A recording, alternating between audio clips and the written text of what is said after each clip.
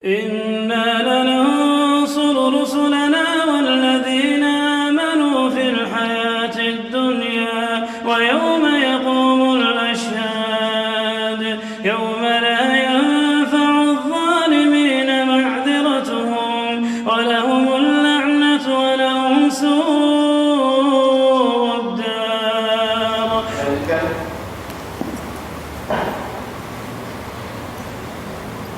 Kita berdoa, kita berdoa, kita berdoa dengan isi berdoa isinya dan berdoa makna.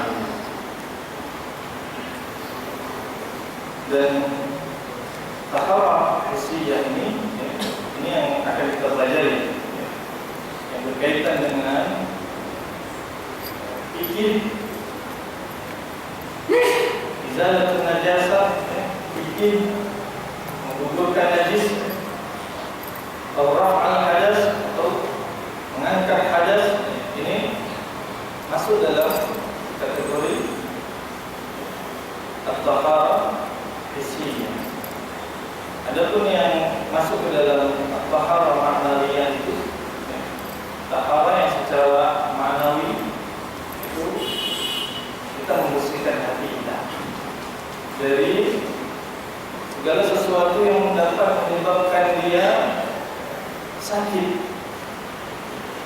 yang dapat menyebabkan hati kita itu rusak.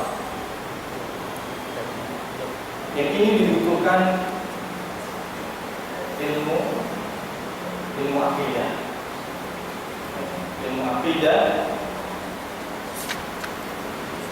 yang kita gunakan untuk membersihkan hati kita dari segala penyakit. Kita berdoa, kitab ini menjadi pembuka dari bahasan setiap kitab-kitab fikih. Karena kenapa? Karena sebuah ibadah seperti salat itu tidak sah kecuali dengan taharah. Salat tidak sah kecuali dengan taharah. Maka membahas taharah, mendalami makna dan ilmu tentang taharah ini menjadi penting.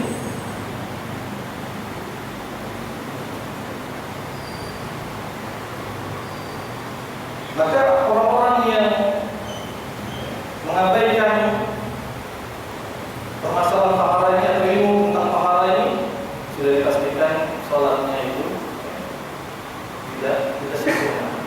Katakanlah tidak sempurna, atau bisa jadi sholatnya tidak bernilai di sisi Allah Subhanahu wa Ta'ala. Kenapa? Karena syarat dari sholat itu adalah taharah.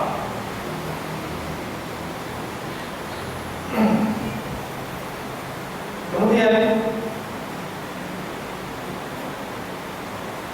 untuk bisa ataupun terpenuhinya taharah itu harus mengetahui dengan apa dia bersuci, dengan apa dia taharah. Tentu ada dua alat untuk bersuci, air dan tanah. Yang ini akan masuk bahasanya di kemudian. Maka Imam Abu Suja memulai bahasan kitab taharah ini dengan pembagian air, pembagian al-miyah. Al-miyah jamak dari ma'un.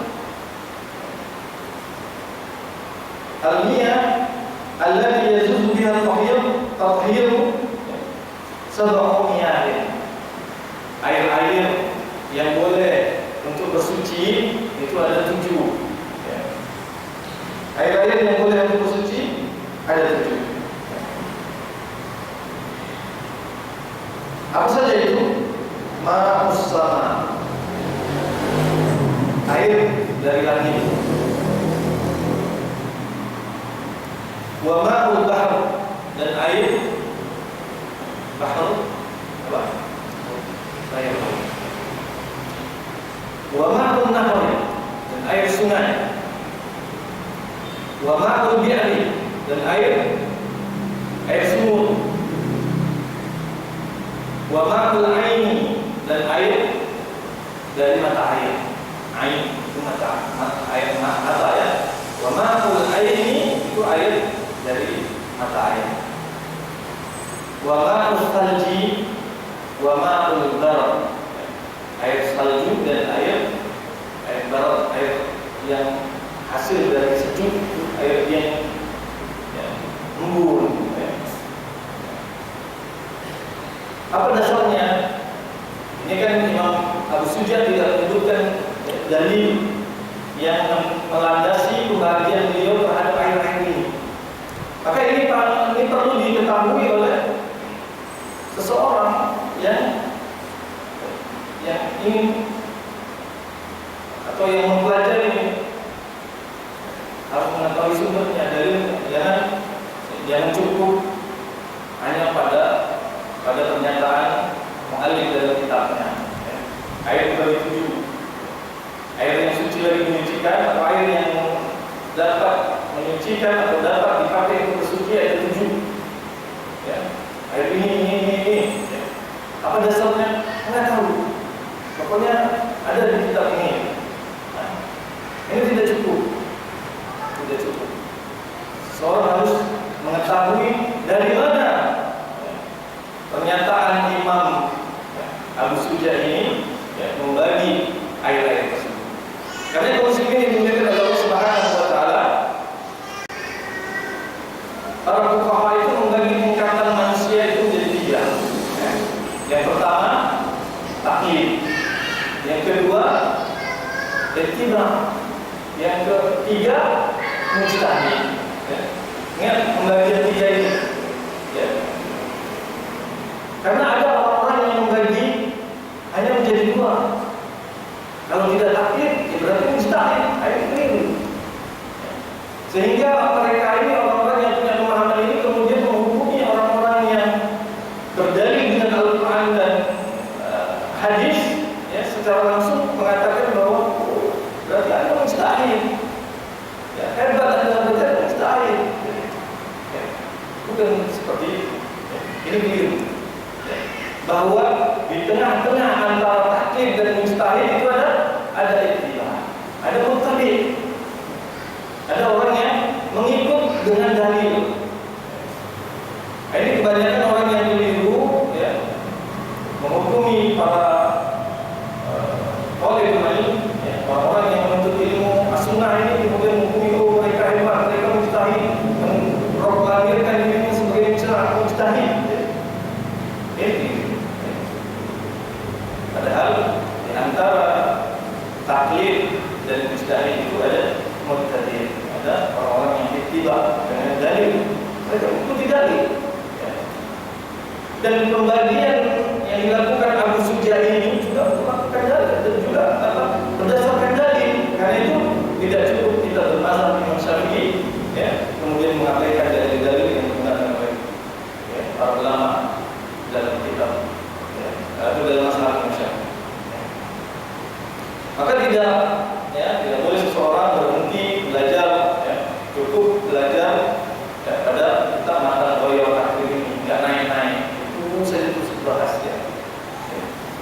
Kita cukup harus belajar lebih dalam. Dan tidak pula, ya, seseorang itu belajar langsung kepada permasalahan-permasalahan yang puncak, ya, tanpa menjajaki, ya, permasalahan-permasalahan yang mendasar seperti ini. Nah, boleh seseorang misalnya belajar langsung ke puncak, ya, belajar langsung, ya, dalam bab, ya, takfir misalnya, mudah mengkafirkan, padahal bab-bab awalnya belum selesai, ya. Langsung bab nawaqidul Islam, ya. Padahal bab atau kitab-kitab yang di bawahnya ini belum selesai dia kaji. Langsung dia belajar nawaqidul Islam, runtuh atau yang membatalkan keislaman, sehingga kemudian dia menghukumi si orang batal Islamnya, si orang batal Islamnya, ya. Langsung mudah menghukumi, padahal kitab-kitab dasarnya dia belum lewati. Ya. Maka ini harus ada runutan dalam atau tahapan dalam belajar. Ya. Dan Abu Suja ini, ya, membuat taksiman ini, pembagian ini berdasarkan dalil.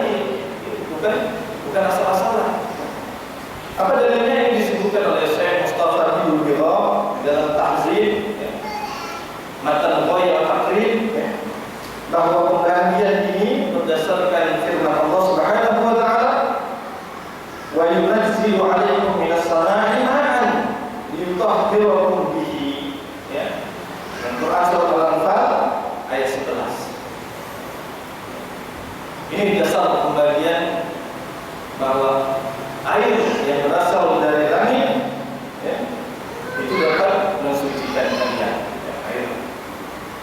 Air dari langit, air hujan. Ya. Kemudian air bahr, itu air laut, itu nanti ada hadis Nabi SAW yang mengatakan ya, tentang air laut itu Nabi SAW bersabda, "Wa tahuru ma'uhu tahrimu maitah." Bahwa laut itu airnya suci dan bangkai yang ada di laut atau bangkai hewan-hewan laut ya, itu halal dimakan. Ini menjadi dasar bahwa al-bahr yang ma'ul bahr ya, air laut itu bisa dipakai untuk mensucikan diri ya. Itu berwudu dan mandi.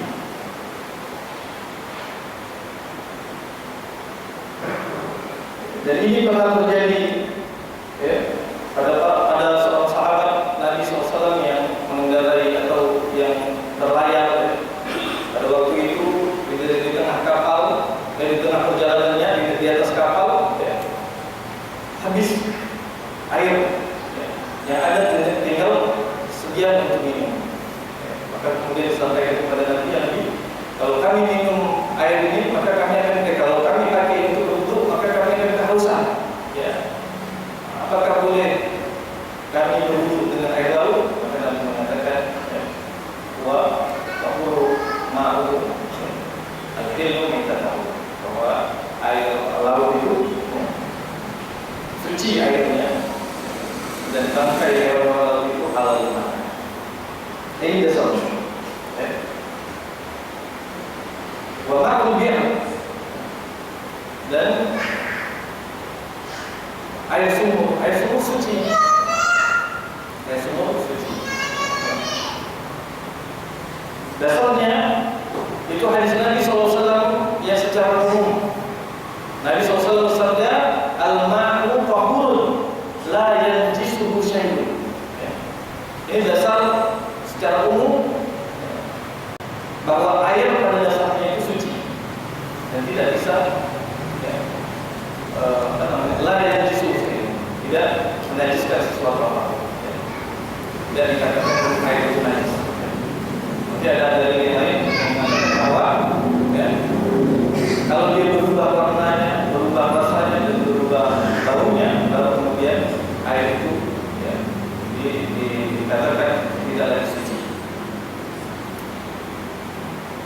Wa ma'u salji wal bara, ya, apa dalilnya bahwa air salju dan air embun itu bisa mensucikan? Dasarnya yang sering dibaca dalam iftitah, ya, Allahumma ighsilni bil ma'i wal salji wal bara.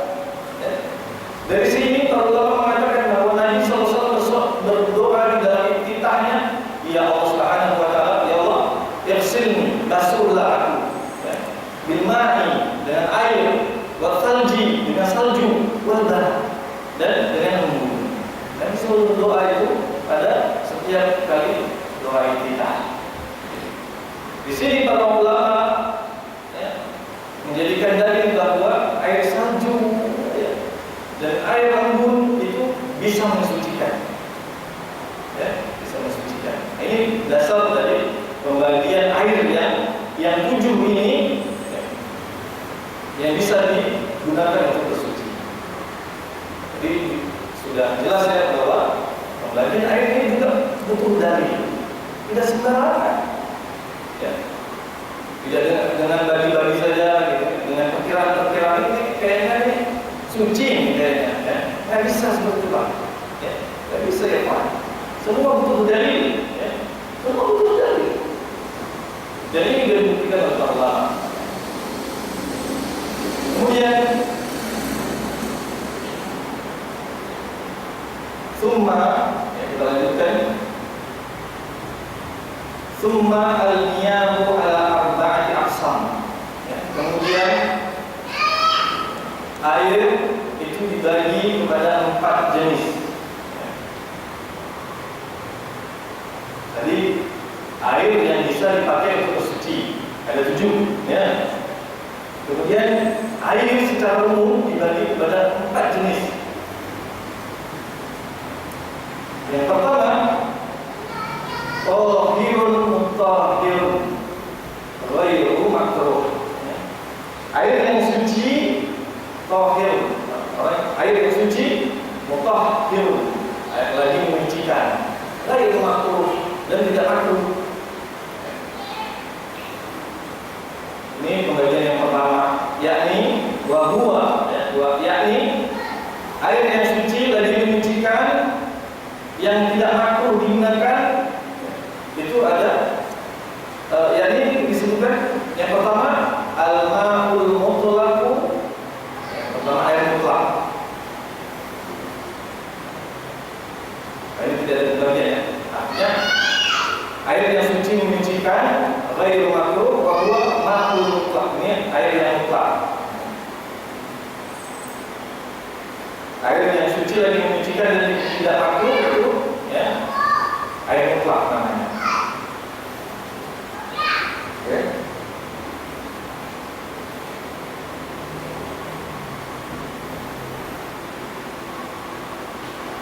Kemudian yang selanjutnya wa tahirun mutahhirun makruhun. Ya, ada air yang suci lagi menyucikan tapi makruh dipakai. Ya. Makruh artinya tidak disukai.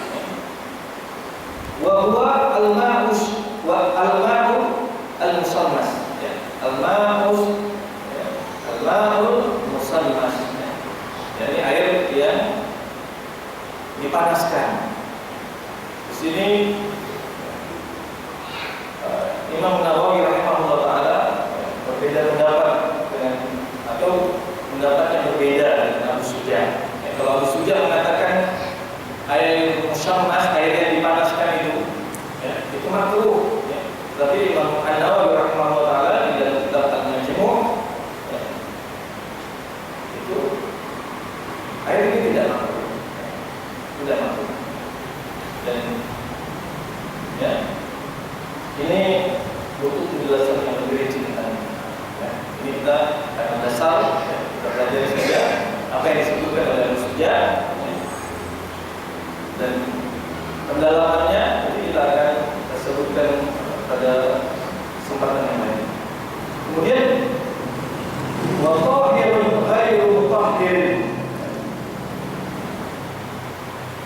air suci tapi tidak menyucikan.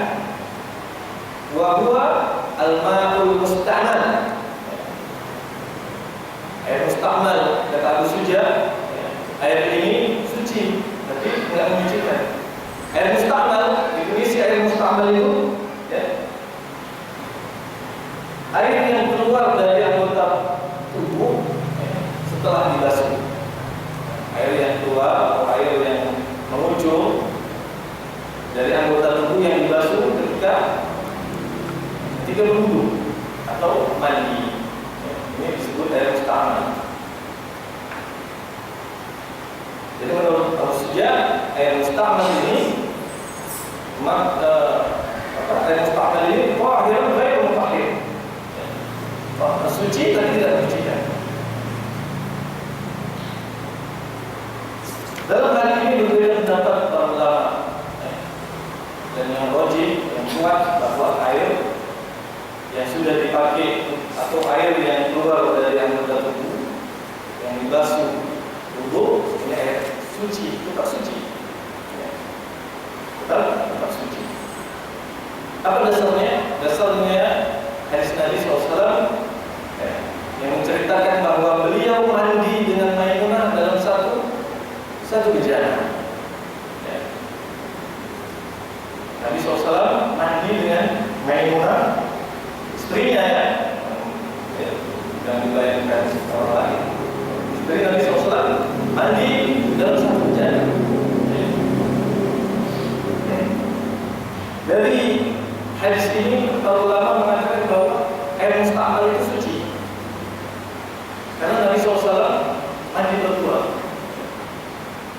Bahkan dalam hadis yang lain bahwa Nabi SAW berwudu dari air mandi bekas yang digunakan oleh Maimunah.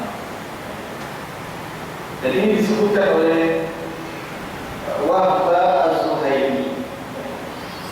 Beliau seorang ulama Syafi'i kontemporer, ulama Syafi'i modern, mengatakan bahwa dalam hal ini terjadi perselisihan ulama. Apakah air musta'mal itu tidak suci atau dia itu suci? Dan Wahbah Az-Zuhaili dalam Fiqhul Islami mengatakan bahwa atau memilih pendapat yang menetapkan bahwa air musta'mal itu suci. Dan ini yang lebih wajib. Ini lebih kuat. Maka tidak ada masalah. Tidak ada masalah seseorang berwudu kemudian air wudunya itu jatuh ke embernya lagi, atau ke gayungnya lagi, tidak ada masalah. Karena air musta'mal itu dihukumi suci oleh ulama. Karena ada sebagian orang yang sangat sangat rigid, sangat katakanlah sangat keras. Tidak boleh kalau wudu dari satu gayung, karena air yang digunakan jatuh lagi di gayung yang sama, jadilah air musta'mal. Padahal hukum air musta'mal itu suci, lagi menyucikan. Dia suci lagi menyucikan. Boleh juga kita Fiqhul Islami karangan Wahbah Az-Zuhaili. Beliau merupakan salah satu ulama kontemporer, ulama modern dalam mazhab Imam Syafi'i. Dan ini juga disebutkan oleh Sayyid Sabiq dalam kitab Fiqh Sunnahnya, dalil-dalil bahwa air musta'mal itu suci. Nggak apa-apa kita baca terus matan Ghaiyah Al-Takrir. Kemudian air yang suci tapi nggak menyucikan, tadi sudah satu air musta'mal. Yang kedua, wal mutaghayyiru bima khalatahu min at-tahira. Ini masih masuk dalam air suci yang tidak menyucikan. Jadi air yang masuk atau yang bercampur bercampur dengan sesuatu yang tahir, yang lain. Misalnya air yang bercampur dengan sabun, airnya itu suci, tapi karena dia sudah bercampur dengan yang lain, maka ini nggak boleh dipakai wudu. Air teh misalnya, yang mutaghayyir sudah berubah warnanya, ini suci airnya tapi nggak menyucikan, tidak bisa dipakai untuk bersuci. Diminum boleh, air teh diminum boleh, suci ya, tapi nggak bisa dipakai untuk bersuci. Air sabun boleh dipakai, jangan diminum, tapi dia tidak menyucikan. Tidak boleh dipakai untuk berwudu, tidak boleh dipakai untuk mandi janabah. Dia untuk membersihkan atau untuk itu boleh. Tapi air yang sudah bercampur mutaghayyir, ini enggak dihukumi suci tapi enggak bisa menyucikan. Wa ma'un najisun, dan pembagian air yang lain adalah air najis. Tadi kan ada air yang suci tapi enggak menyucikan. Kayak selanjutnya yang keempat ini ma'un najisun, air najis. Wa huwa allazi halat fihi najasatun wa huwa dunal kullatain aw kana kullatain.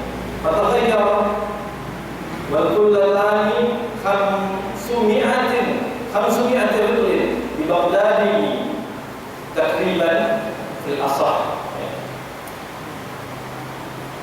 Air najis yakni yang jatuh ke dalamnya najis. Yang air itu duna kullatain, yang air itu tidak sampai 2 bulan,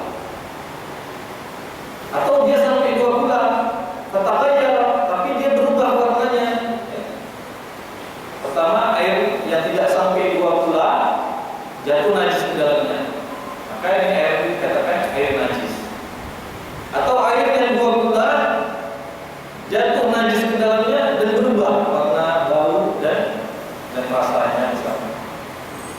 Maka ini dikatakan air najis. Wal kullatan, ya, dan 2 pula itu khamsumiyat rilin, 500 ritel, ya, di Baghdad, ukuran Baghdad, takriban filosof, ya, takriban, ya, mendekati seperti itulah, ya, 500 liter, ya.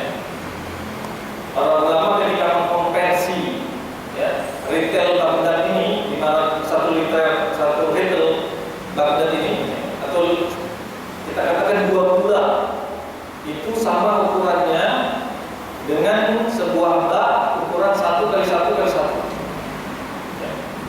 Kalau ada bak di rumah 1 kali 1 kali 1, ya, panjangnya 1 meter, ya, lebarnya 1 meter dengan kedalaman 1 meter, ini ini sudah ukuran 2 pula. Ya. Kata Abu Suja, kalau air yang 2 pula ini masuk ke dalamnya najis dan dia berubah, ya, maka air ini air najis namanya. Tapi kalau air yang 2 pula ini jatuh ke dalamnya najis dan tidak berubah, air ini suci. Jadi patokannya berubah tidaknya dalam hal 2 pula ini. Kalau 2 pula tidak berubah, dia tetap suci. Berbeda dengan air yang tidak sampai 2 pula. Nah, di sini akan terjadi perbedaan para ulama. Ya. Apakah air yang tidak sampai 2 pula itu, ya, kalau jatuh najis ke dalamnya dan tidak berubah, dia tetap dikatakan najis? Berbeda para ulama tentang hal ini. Dan yang rajih, yang kuat, ya, sebagaimana ini pendapat yang dipegang oleh Imam Malik dan Imam Ahmad, ya, bahwa walaupun tidak sampai 2 pula, kalau air itu tidak berubah, dia tidak dikatakan air najis. Apa dasarnya? Dasarnya adalah hadis Nabi SAW yang umum tadi, al-ma'u tahurun, ya, la yanjisuhu syai'un, ya, bahwa dasarnya air itu suci. Tidak bisa dia, ya, najis sedikit. Kapan dia najis? Ketika berubah warna, ya, rasa dan baunya. Ya. Jadi walaupun air misalnya 1 gayung, kan nggak sampai 2 pula ya, 1 gayung atau 1 ember atau 1 timba, tidak sampai 2 pula. Kalau jatuh ke dalamnya tai cicak dan itu tidak berubah warna, bau dan rasanya, ini tetap suci. Tetap suci. Menurut pendapat, ya, yang rajih. Apa dasarnya? Dasarnya al-ma'u tahurun, la yanjisuhu syai'un. Ini. Jadi jangan kemudian, ya, ada air 1 ember jatuh ke dalamnya tai cicak, buang. Ya. Ini tidak namanya, tidak hemat. Ini bentuk tamsil. Itu tamsil. Ya. Kaum muslimin yang dimuliakan oleh Allah Subhanahu wa taala. Jadi inilah pembahagian air, ya, dalam kitab Matan Al-Bayan wa Tahfidz ini, yang dengan dibagi dan disebutkan secara rinci ini, ya, kiranya kita mampu memahami dan, ya, mampu, ya, untuk mengamalkan berupa ibadah-ibadah yang didahului dengan paham, dengan bersuci. Jangan sampai kita meninggalkan ibadah karena tidak tahu paham. Ya. Sama seperti ada orang yang safar, dia tidak sholat. Tidak sholat ketika di perjalanan. Kenapa? Karena tidak tahu niat. Gara-gara tidak tahu niatnya, ya, atau apa niatnya, sholat dan lain sebagainya itu, kemudian dia meninggalkan perkara yang lebih besar dari itu. Ya, salah.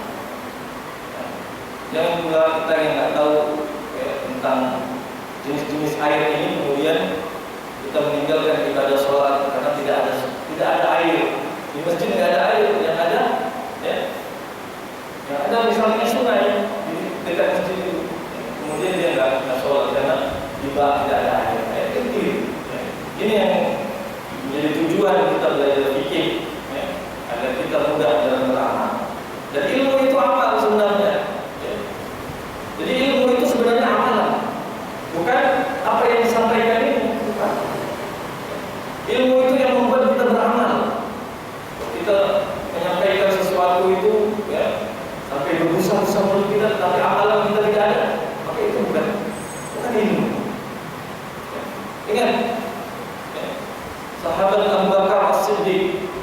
dalam ilmu hadis, beliau sangat sedikit sekali meriwayatkan hadis. Abu Bakar. Tapi Abu Hurairah radhiyallahu ta'ala anhu begitu banyak hadis, ribuan hadis diriwayatkan oleh Abu Bakar, oleh Abu Hurairah, ya, radhiyallahu ta'ala. Apakah kemudian kita menilai bahwa Abu Bakar sedikit ilmunya? Tidak. Bahkan Abu Bakar kedudukannya itu setelah Nabi SAW. Ada sedikit sekali hadis yang disampaikan oleh Abu Bakar As-Siddiq. Jadi yang menjadi barometer keilmuan seseorang itu amalan. Amalan. Ya. Bukan ilmu, bukan pandainya dia mempengaruhi orang, bagusnya penyampaian, bukan itu. Tapi amalan kita. Karena itu inilah yang diharapkan dari majelis ilmu, agar lahirlah amalan-amalan yang salih dan konsisten kita lakukan, ya, sehingga kita diberi sakinah, ketenangan dalam hidup kita, waghasyiathum rahmah, dan diikuti dengan rahmah. Wa zakarahumullahu fi man 'indah, dan Allah Subhanahu wa taala menyebutkan nama kita di sisi hamba-hambanya. Oke, sampai di sini ngajian kita. Insyaallah kita lanjutkan di minggu yang akan datang, ya. Dan saya harapkan kita sudah punya matan ghaya wa takrib, ya. Walaupun nggak sempat misalnya kita menyelesaikan kitab ini, minimal kitab ini sudah ada di rumah, ya. Sudah ada di rumah dan kita baca-baca, walaupun nggak ngerti, ya, tapi kita sudah berusaha. Dan dilihat oleh anak-anak kita, ternyata bapak, ternyata abi, ya, pernah belajar, ya, pernah belajar juga. Allah Ta'ala alam. Mudah-mudahan. Atau ada sesi tanya jawab, ya? Nggak ada, ya? Pertanyaannya nanti dikirim saja secara ya, melalui jalur pribadi, ya. Dan saya